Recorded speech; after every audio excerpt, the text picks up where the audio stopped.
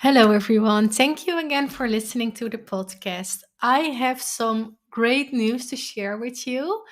First of all, for the people who don't know anything about the concussion community, it's an online platform with all different kind of classes, courses, and a community.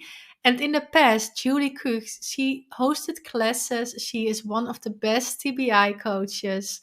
And I want to inform you that she is back and she will be our coach for the concussion community from now on.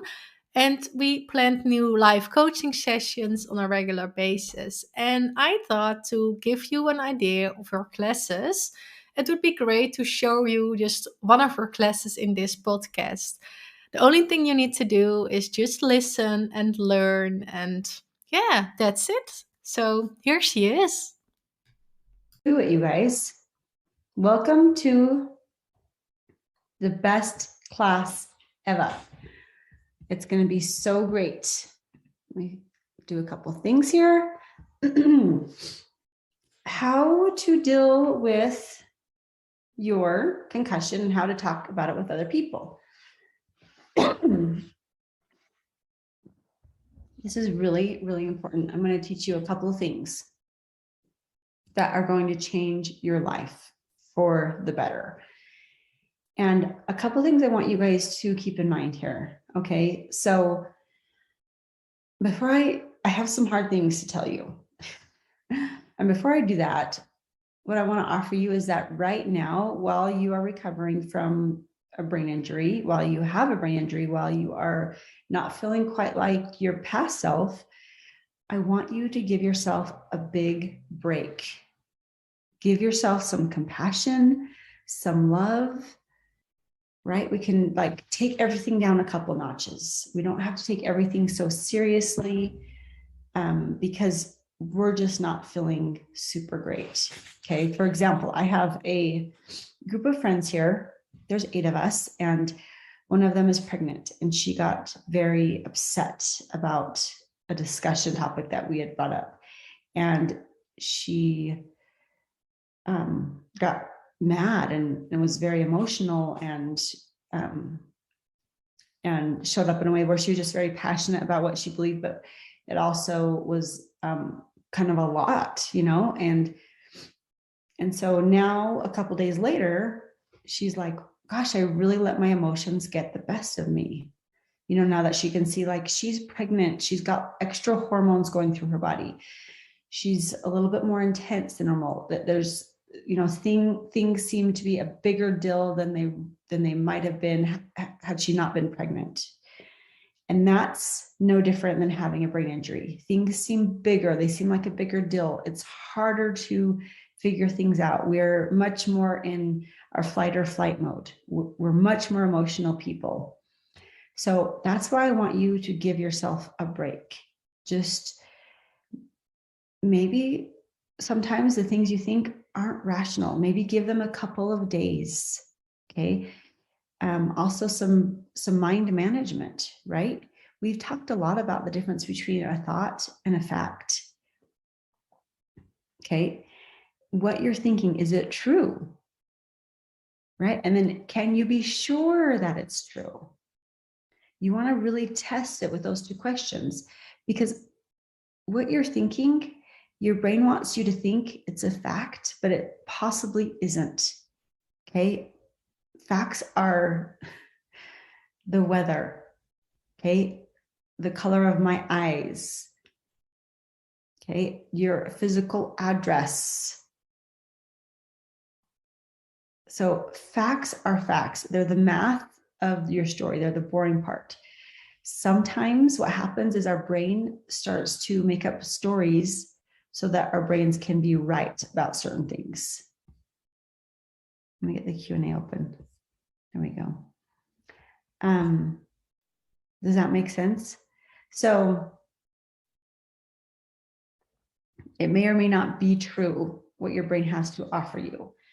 Lots of times it's good just to give your thoughts, if they are controversial, if they are very emotional, give them some time. Do a thought download. Write down your thoughts. Write down what you're thinking. See if it's true. See if it will serve you, right? To think that thought. Okay, give yourself a big break. Have some compassion for yourself and what you're going through. Okay, that's the good news. The bad news is it's all up to you. When it comes to your relationships and explaining it to people and having them understand what you're going through, 100% has everything to do with you and nothing to do with them. You don't need them to change for you to feel better. You don't need them to change so that they can understand what you're going through. You don't need them to change so that you can recover better. Okay, you don't have to believe me. You might not, that's okay, but I want you just to hear me out for this next hour. So this is what's going on, okay? We all have a manual on how people should be showing up in our lives. Okay, think of a manual as, let's say you buy a new fridge, new refrigerator, and you open up the box, the fridge is there, and you see that it comes with a manual, right? This is how the fridge is supposed to work, right? If, for example, you plug it in and let's say there's an ice machine in your fridge and the ice machine does not work. So you might open up the manual and go, okay, ice machine, okay, that's chapter 2 or section 2. You turn to the ice and then you read, okay, it should be producing ice. If it's not, we need to do A, B, C, and D, right? Let's say it's not getting cold enough and you've played with all the buttons. Again, where do you go? You turn to the manual and you open up the manual and you look at it and you say, okay, this isn't operating how I thought it would, right? And you find out why. Okay, so we know what a manual is. You have it with anything that you buy, right? We just got a leather couch. You know, I'm supposed to treat it every 6 months and put the special leather cleaner on it. That's what you're supposed to do. This is fine, okay? The problem is that we have manuals for how people in our life should be showing up, especially right now when we're in a very vulnerable state. And so, for example, let's say my mom is not very compassionate about what I'm going through, okay? Let's say she doesn't understand why I'm just not better already, why I can't do things more, why I still have headaches, and why I'm not getting better more. And she is very, what I feel is judgmental of my state of being right now. Okay. So I might put in my manual, my mom should be more understanding. Okay. And I find all of the evidence to support that. Okay. In the second section, I put, she doesn't care about me, because if she did, she would be kinder. She would be more supportive. And then my brain finds evidence to support that chapter, and so on and so forth. The problem with the manual is that I haven't showed up at her doorstep with this manual saying, listen, in order for me to feel good, you need to show up like this in my life. Nobody's receiving the manuals that we give to each other. Let's say, I'm going to give you some more examples, okay? Your boss is demanding a lot of you. You're still trying to recover and you aren't feeling well and you have some deadlines and he's being super rude to you and it's putting you into a state of high anxiety, okay? And you're not able to perform as well because you feel so anxious, okay? Chapter 1 of that manual is, my boss is a jerk, okay? And then your brain goes on to find evidence that your boss is a jerk. Chapter 2 in that manual, I should find a new job because he's such a jerk. And then you'll go to work and you'll find evidence, right? Someone didn't fill up the water tank. I can't get water in my water bottle. They wouldn't do this somewhere else. They know I can't do this. I have too many work assignments. Another boss would be more compassionate about my capabilities and give me more leeway, right? Do you see what I'm saying? So when we have manuals for people in our lives, we have a set of rules that they should be obeying. They should be performing these set of rules so that we can be happy. Not how life works, though. Because one, people get to show up however they want to. Because you do, and I do. We all have our agency. We all just get to show up however we want to. So I have my agency. I get to show up how I want to. Okay, everybody else does as well. So when we put manuals on people, we're thinking they need to change in order for us to feel better. We're doing a huge disservice to us and to them. Why? Well, we're doing it to us because we're putting all of our happiness into their hands. We aren't owning ourselves. We aren't owning we aren't owning our feelings. We're saying if they could show up differently, I could be happy. That leaves you in a powerless state. That leaves you in a very victim-y state. Do you see what I'm saying? Does that make sense? So that's what that's doing. Okay. Also, the second thing it does is it creates kind of a wall, right, between you and that person, because they're not following your manual. You can't trust them. You can't love them. You can't be your true self around them. You can't show up as 100% you. Okay. All these things are preventing you from having a relationship with that person, or a good relationship with that person, because of what you think they should be doing. Okay. They should be more understanding. They should be kinder.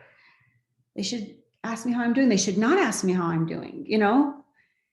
Nobody's a mind reader, and everybody is fighting their own battles. I know it feels like sometimes this battle is the hardest one to fight. It's harder than the people in your life and their battles, but that's not necessarily true. Right? That's not a fact. We don't know that for sure.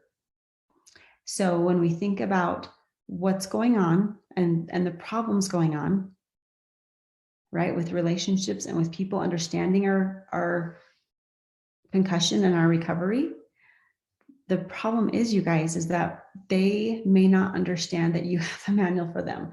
And two, they don't have to live by their manual. They get to show up however they want to. Now, it doesn't mean you can't explain to them, like, hey, this is what's going on with me. Okay, this is what I'm going through. And when you say these things, or when you do these things, it's really challenging for me, to talk to you or to have a relationship with you. I kind of withdraw from you a little bit. I don't know if you've noticed that. So you can absolutely tell them those things, but for you to expect them to show up differently to make you happy is not okay. Okay, it's not acceptable. It's not a healthy relationship. Now you can say, I would prefer when I do this that you say that, because I feel like that, but you are owning your relationship. If you put all of your power in someone else's hands, you guys, you will be powerless. You will not recover well. Okay, I know on my recovery team, I was surprised, like, who's on my recovery team? I've had a concussion and a stroke. Really shocking, right? Who is on and who wasn't. And I built up walls because people weren't showing up in my life how I wanted them to. They should know to call me. They should know that I need more help. They should be up here and help me fold my laundry and help me feed my kids. And they should give me a break and pick up my kids and, all the things, and dinners. So I created some barriers around people that I love because they weren't showing up how I wanted them to, how I expected them to. Did I tell them? No, I didn't tell them. When someone says, how can I help you? I'd say, I'm fine, I'm good. And inside I'm going, well, you should know, right? You should know better. You should know what I need. How can they? They don't know what it's like to be you. They don't know what it's like. So I created some bad relationships from recovery because I resented a lot of people in my life because they didn't show up how I wanted them to, how I thought they should. Don't they know what's going on with me? Don't they know how difficult that is? Why are they asking me to go to a birthday party? Don't they know how challenging that is for me to drive all the way there and to be in a social situation with all those people that I have to talk to, and I don't know who I am? Am I my old self? Am I my new self? Right? But I didn't create healthy boundaries for me. All the manuals I had for all the people in my life, I could just throw away, burn in a fire, and that's going to serve you so much better. Okay, so the first step to getting rid of your manuals is acknowledging them. Write them down. Okay, my manual for my sister, right? She should be helping me more. She should be more understanding. She should be more empathetic. Okay, and you just write all of the things down. Acknowledge it. Give it some space. Give it some time. Don't try to change it.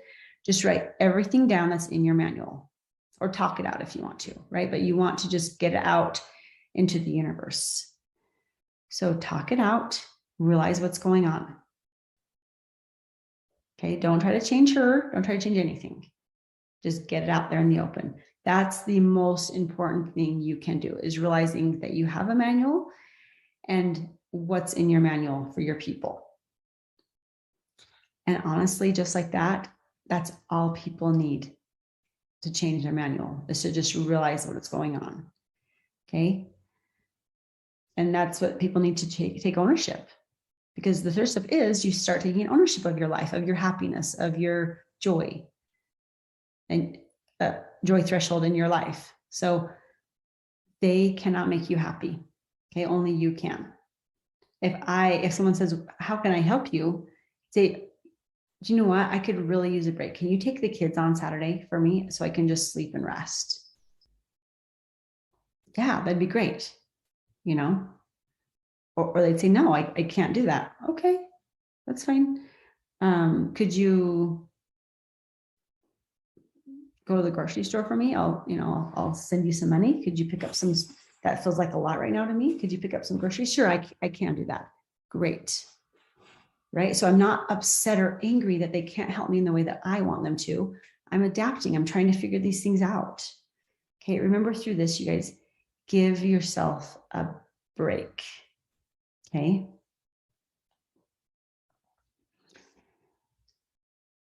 I want to offer this to you as well. You guys, it didn't happen to you. It happened for you. Okay. Your concussion did not happen to you. It didn't. Okay. I have a lot of clients that have had concussions and other brain injuries. It didn't happen to them. It happened for them. Okay. I've dealt with clients that have dealt with divorce. It didn't happen to you. It happened for you. I want you to start reframing this. How has this happened for you, for your good, for your growth, for your knowledge? If you continue to think this happened to you, you will remain in victim mode and your recovery will be slow. You won't get better, and you won't love yourself. Okay. You'll show resentment towards you and towards those around you. But when you change it to, it happened for you, this all happened for me, right? How does that change the mood? Can you feel that shift? Okay. So I think that my brain injuries happened for me. And I'll tell you why, because right now I feel like my brain injuries are a superpower for me. And you guys can go onto my Instagram and look at my feed. And I've been writing about this a lot lately. It's really going to be way more empowering for you to realize that this happened for you. Okay. My Instagram is Julie Kuch Coaching. And just so that you can look at how this is a superpower for me, and I believe for you as well. So I had two set of eyes now. I get to see the world before my brain injury and myself before the brain injury, and how I perceived everything. And now I have a new set of eyes. Okay. And this is post brain injury. This is post getting to the depths of hell, right? It's that great abyss. It's deep despair. It's going through all of that. It is feeling so alone and depressed and hopeless and down. I experienced all of that. And on the other side of that, I can see how I have changed. And I like this version of me better than before. I like this version of me because this version of me is more empathetic, not just towards people with brain injuries, but for anyone going through any kind of emotional challenge. Yesterday at church, there was a lady that was making some comments. We were in a small Sunday school class, and she was older, and I could tell she had, the way that she was speaking was kind of slow. Her words were hard to come out. It was challenging for her. And I looked at her with such compassion and love. And as she was commenting, she made a comment that said something like, I have this, disability, and so, and she was explaining it to us. And I just said, you're doing great. You're doing really great. Because I know what it's like to speak and for people not to understand me, or for me not to be able to find the right words to say. Okay. My friends know, and my husband, my kids, I can't remember names. I'm like, who is that friend? You guys remember that friend that I have? What's that name? Wait, is it Todd? Like I can't. And so they all know they have to pick up the pieces for me. Oh yeah, you guys, I can't remember names. Tell me what his name is again. Tell me what her name is again. Tell me what that place is we went to lunch again. I can't do it. I tell my kids, what's his name again? Oh, wait, where does he live? Is he the one that lives in that white house or the blue house? I can't remember. Okay. I have to write it down. I do maps. Just can't remember. And that is fine. I own that. I'm owning that. And I'm also more empathetic to people that don't remember as well, or don't speak as well, or have anxiety and have depression, right? Myself before was like, why didn't they show up? They said they were going to do that thing, and then they didn't do it. You don't just not do something you say you're going to do. Now I'm like, maybe they're having a rough time. Maybe they're depressed. Maybe they're having lots of anxiety. I'm giving the world a break. Way more than I did before. I've got a long ways to go, but because I had brain injuries, it sped up my process of love towards me and humanity. Okay. I'm able to have more understanding. That's because it happened for me. Okay. It didn't happen to me. It happened for me.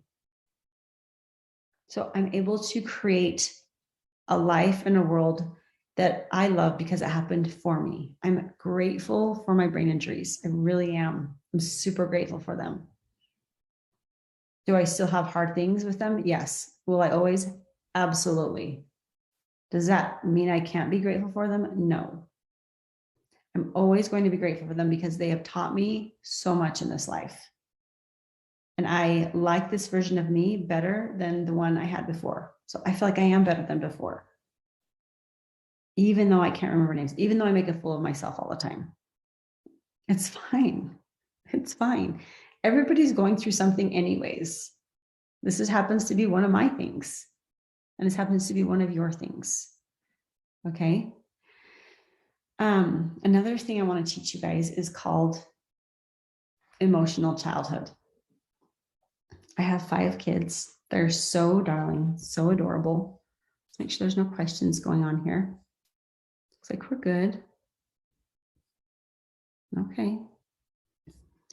So I have 5 kids.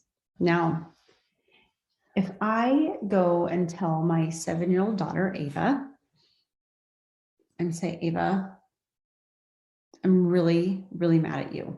You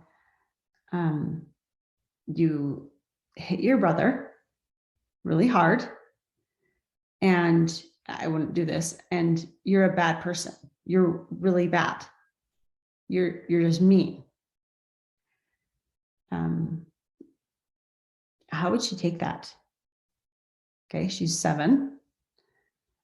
She really counts on what I think about her a lot as her mother. She will take that to heart. Okay. This is called emotional childhood. Okay, so it's as if I have a pen, okay, and I say, Ava, you are a mean person. How could you? You should be ashamed of yourself for hitting your brother. What kind of person does that? You're horrible, right? So I'm offering her all of those words, all of those thoughts that I have. None of that's true, right? So if I would say that to her, as an emotional child, she takes it. Okay, she's going to take it because she doesn't know any different, right? I'm her mother. She's going to take it. That's emotional childhood. However people show up in this world, you have to be reactive to them. Okay. If my mom calls me and says, you are so mean to your sister and you're horrible, and, as an emotional adult and operating from emotional adult, she's trying to hand me this pen and say, how could you say that to your sister? You're a horrible person. You've hurt her feelings so bad. You need to call and apologize to her right now. I can take that from her. But you guys, what I want to offer you is that is optional. I don't have to take what she's offering me. Okay. Julie, you're a horrible person. You talked to your sister so mean. You hurt her feelings. How could you say those things? The poor thing. And I can take it, right? And that's what we think we need to do as emotional children. But as an emotional adult, right, I can say, I'm not going to take it because I don't think this is about me. Okay, so I say, Mom, what exactly happened? What did I say to her that was so upsetting? Right. So see how I'm being very curious. I'm like, so I'm not taking it. I'm not getting defensive. I'm not being reactive. I'm like, what did I say? Well, she said that at Halloween, you said that you didn't want to hang out with her. And that really hurt her feelings. Okay. I don't even remember saying that at Halloween, but I did say that we had a lot on our schedule and that I wouldn't be able to come down and go trick-or-treating with her and the kids. Well, she said that you said you didn't want to hang out with her. That's interesting. Okay, well, I think that's good to have a discussion about that, but I didn't say that. And I'm really sorry that she took it like that. Well, I just think that you're so mean to her. Well, why do you think that, Mom? Do you see how she's trying to give me the pen, right? And I'm like, no, I'm not going to take it. And I'm curious and I'm calm. I'm asking more inquisitive questions. Why did she say that? Well, or I could say, Mom, you seem like you're really, really upset about this, right? You seem like you're really upset. Why are you so upset, Mom? Well, I'm really upset because of this reason, right? Whatever it is. Because I'm stressed out. We got no money or whatever, right? So do you see what I'm saying? I don't have to take everything that people give me. And you don't either. But when we are operating from emotional childhood, we think we do. Okay. So Ava, who's 7, she doesn't have the emotional maturity to say, like, my mom's probably just having a bad day. She probably didn't get much sleep last night. Maybe she fought with my dad. And this actually has nothing to do with me. She's not emotionally mature enough to do that. She just takes it. She's always going to take the pen. And that's where we come into problems. Okay. When we're living in emotional childhood, we always take the pen. If someone says to you, why aren't you getting better by now? Right? You're like, I should be getting better. Why aren't I getting better? I should be better. It's taking me so long. Or why aren't they more understanding that I'm not better? Don't they understand that these things take time? I wish more people understood what it's like to have a brain injury and know that it's not a clean cut recovery. It's different for everybody. And some days are good and some days are bad. Right? Do you see what I'm saying? So we can take the pen if we want to, but that's going to create a lot of hardship for you. And again, doesn't help you recover faster. So if someone says that, you can, why aren't you feeling better? Why aren't you getting better already? It's taking forever. Right? If I show up curious and calm, how am I going to show up? Oh, yeah? Do you think it's been a long time? Yeah, it's been a really long time. Yeah, I can, sometimes I feel like it is a long time, and I'm trying to be patient with myself. It's not easy because I do wish I was better. I do too, because I miss the old you, and we used to be really close, and I feel like you don't like me anymore. Oh, that's the real problem, right? It's nothing to do with you or your recovery. It's that they feel sad because they miss you. And you haven't had the capacity to spend time with them or to talk to them, or you've been guarded because you think you're doing it wrong. Okay, does that make sense, you guys? What questions do you have?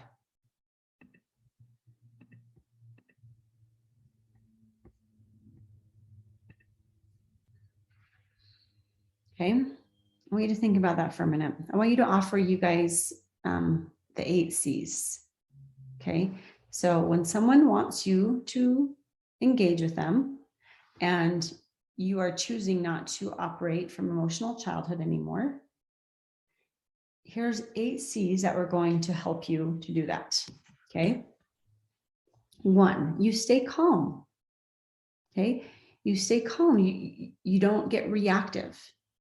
When someone says something to you or you think someone's judging you, a lot of times it's because we just think someone's thinking something about us, right?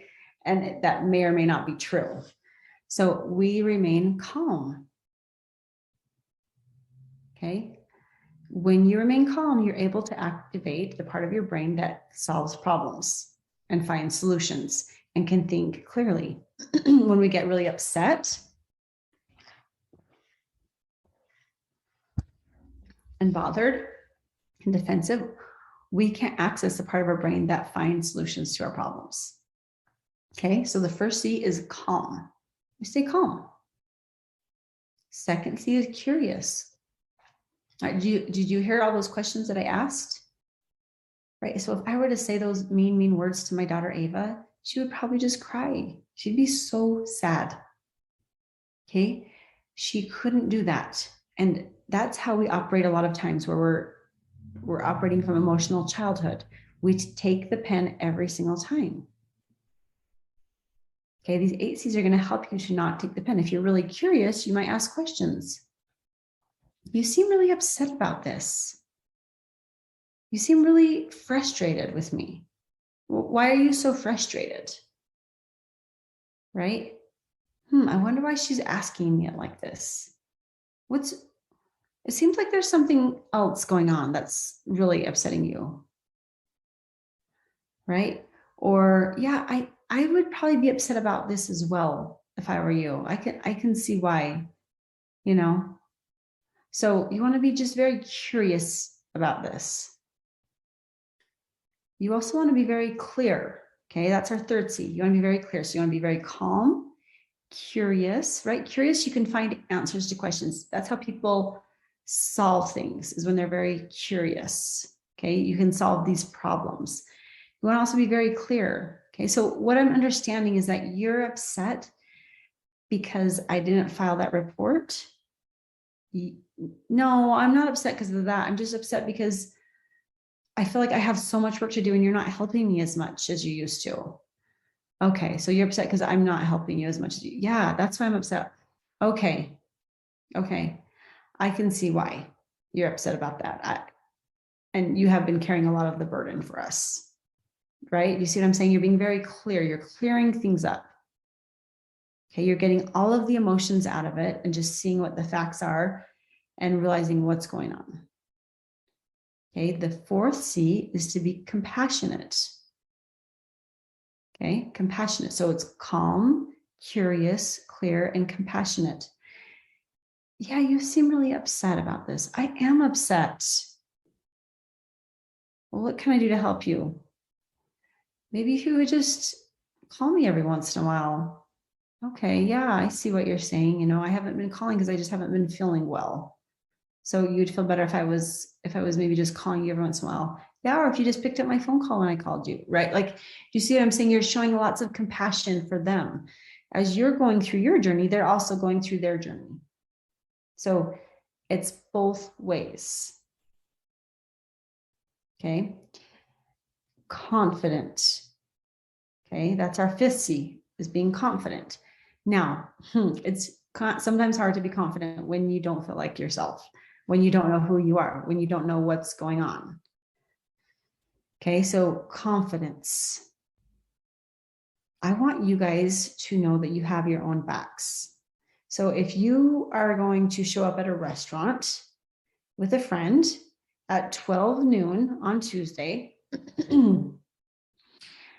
are you like, you're super excited? Both of you are. Sorry.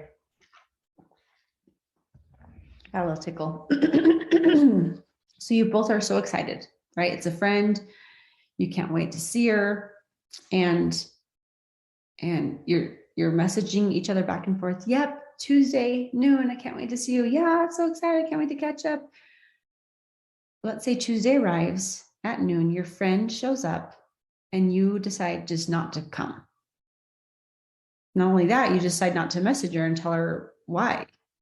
You don't tell her in advance. You don't tell her the day of. You don't tell her the day before. You just don't show up, and then you don't offer any explanation to her. Would you do that? Would you ever do that? I want you to think about that. Would you ever do that? No, I don't think you would. I think maybe you would forget on accident. We all have that, happening to us. But when we are confident, you guys, we show up for ourselves. Okay, we show up as a true version of ourselves. Not everybody has to like you. Okay, let me give you the example of a sweet pickle. I don't know if you guys have sweet pickles where you live, but we do. Okay, a cucumber, and they brine it in sugar and vinegar, and it turns out to be very sweet. And I really, really, really don't like sweet pickles. I like dill pickles, right? Where they put dill in it and vinegar, and it might have a little sugar in it. I don't know, but it's not sweet. It's more tart and sour. It's really good. I don't like sweet pickles. I don't like them if you put them in a chicken sandwich. I don't like them on the side. I don't like them in anything. There's no way for you to disguise a sweet pickle and for me to like it. I don't like them. Okay. Now let's say I am a sweet pickle. I am not for everybody. Not everybody has to like Julie Kuch. Okay. I'm not made for everyone, but there's certain people out there that really, really, really, really, really love sweet pickles. And I am for them. They think I'm so great. They want to spend time with me. They text me. They want to go on a walk with me. They want to be my friend. Okay. They really like me. Now, what if there's someone out there that doesn't like a sweet pickle? Should I try and change into be a dill pickle so that they'll like me better? You're like, that's not even possible. You're a sweet pickle. You can't change what you are. You're a sweet pickle. You can't get like rebrined. Like you're sweet. Okay. And the same goes for you. You are who you are. You can try and change so that people will like you. You can try to show up as a different version of yourself. You can try to make yourself a dill pickle in hopes that more people will like you. But you're not being true to yourself when you do that. Okay, to thine own self, be true. You're not going to know who you are if you try to show up as this version of yourself for that person, and a different version of yourself for another person, and a different version of yourself for that person. You're not going to know who you are. It's going to be so confusing. It's all a bunch of lies, right? Because with this person, you're like, oh no, I'm a dill pickle. And the next person, no, I'm a sweet pickle still, don't worry. But they said you were a dill pickle. No, I'm a sweet pickle. Are you sure? Because that other friend said you're a dill pickle. No, I'm a sweet pickle. For you, I'm a sweet pickle always. Okay, I'm kind of confused. The other person says, well, wait a minute. I thought that you were a dill pickle. No, right. Do you see how it's confusing? And then you don't know who you are. You don't have your own back. You're not a person that's showing up for yourself when you make an appointment with yourself. Okay. You would never bail on a friend, but how often do you bail on who you are? We are all unique and individual and important and special. And we are put on this earth for a certain reason. There is nobody else like you. Thank goodness. Because people need you to be you. They don't need you to be a watered down version of yourself or a different version of yourself in hopes that you think they will like them. They will like you. Confidence is showing up for yourself, showing up for the lunch, showing up as a sweet pickle and not being ashamed of it. Right? So I'm religious. Okay. I'm a member of the Church of Jesus Christ of Latter-day Saints.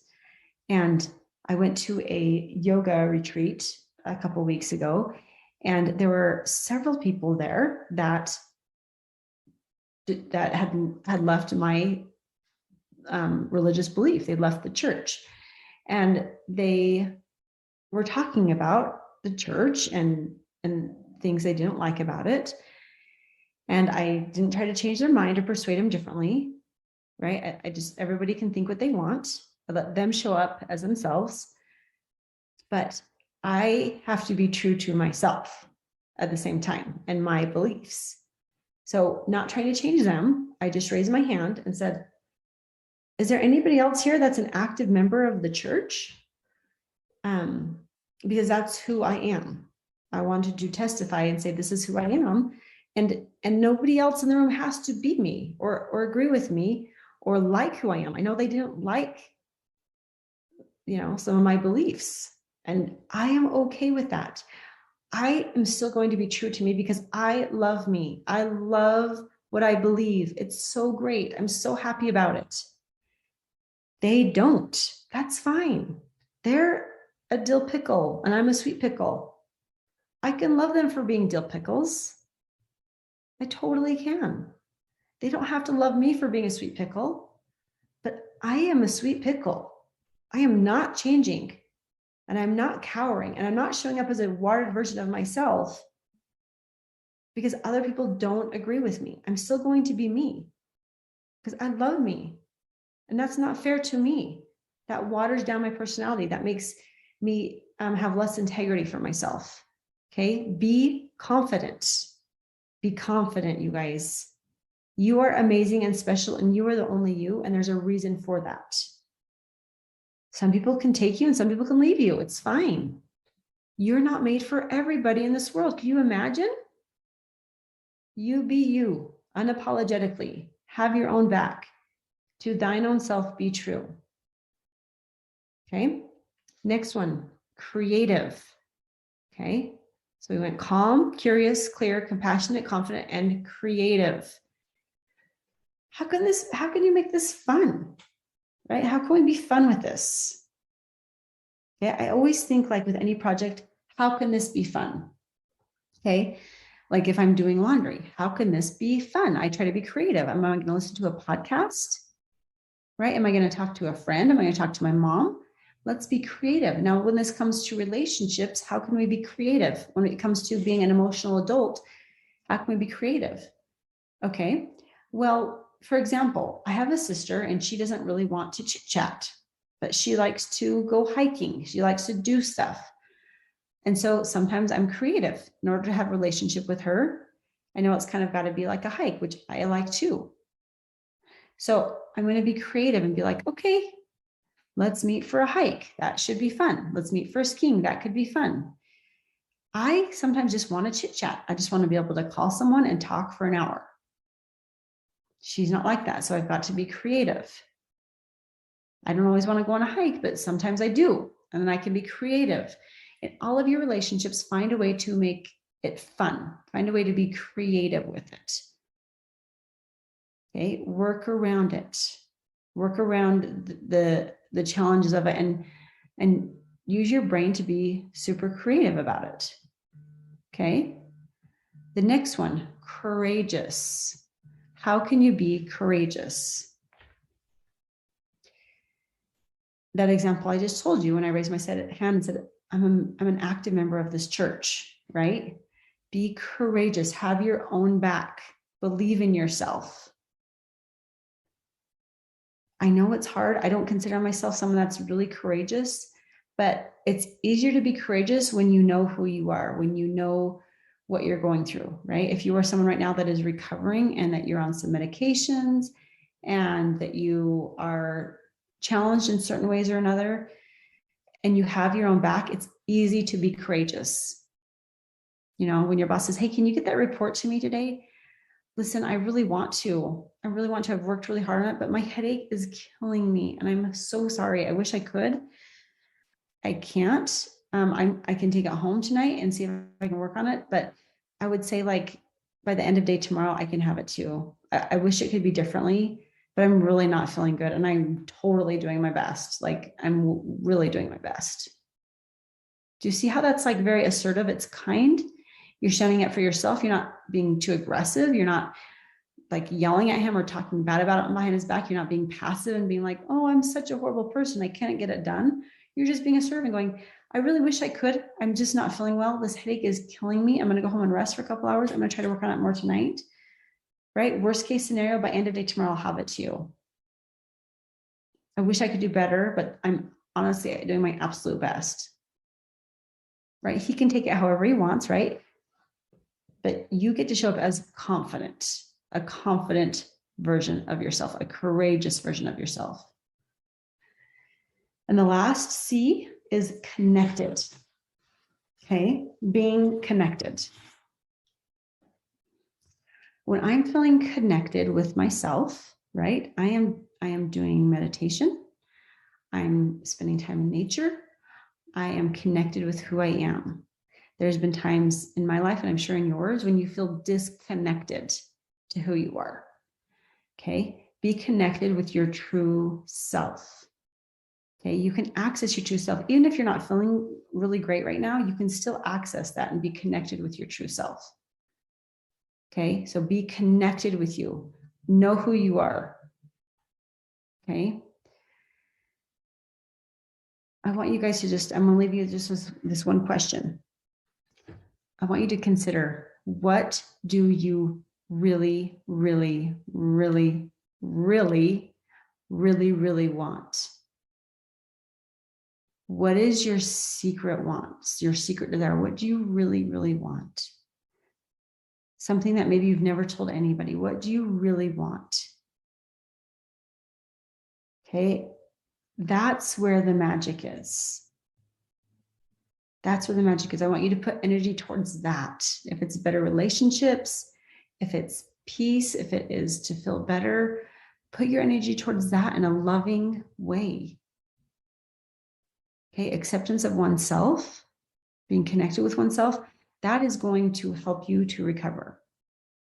Okay, remember, show up for yourself. Love yourself through this. Nothing's gone wrong here, you guys. I know it seems like something's gone wrong because you're not feeling well, but I promise you, nothing's gone wrong. Your